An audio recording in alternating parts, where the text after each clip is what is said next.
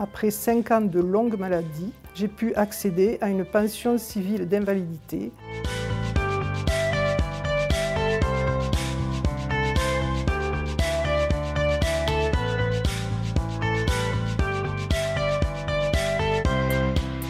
Bonjour, je m'appelle Rémi Carrière, je suis en activité, fonctionnaire, agent du conseil départemental de la Haute-Garonne. Je travaille à temps partiel à 80%. Mon souhait c'est de travailler à temps partiel à 90% prochainement.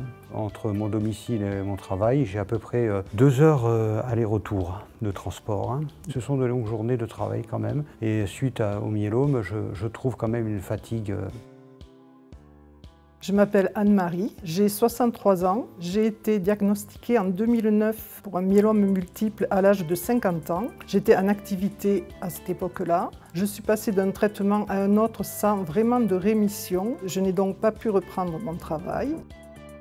Bonjour, je m'appelle Gilles Guilherme Lambert et j'ai 61 ans. J'ai été diagnostiqué il y a à peu près 2 ans. J'ai bénéficié d'une autogreffe. Maintenant, je suis en séquence d'entretien avec du Revlimid. J'ai souhaité donc contracter un prêt bancaire parce qu'on voulait déménager et j'ai rencontré beaucoup de difficultés avec mes interlocuteurs bancaires. J'ai dit que j'avais un cancer du sang, un myélome multiple. Ils nous ont dit que c'est l'assurance qui va plutôt poser des difficultés. Ma femme a pu être assurée, mais pas moi. Je n'ai pas obtenu d'assurance pour mon prêt bancaire.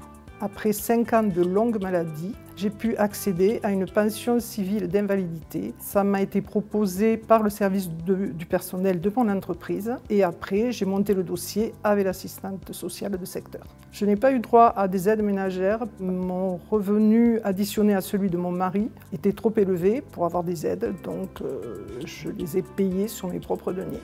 La pension d'invalidité, c'est obtenu par mon employeur. Pour la MDPH, je ne perçois absolument rien. Pour bénéficier de la RQTH, je dirais qu'au départ, j'ai eu un petit peu de chance quand même. J'ai eu l'information par l'assistante sociale de mon entreprise. Quand ils ont su que j'étais en arrêt longue maladie, on m'a recommandé d'instruire le dossier.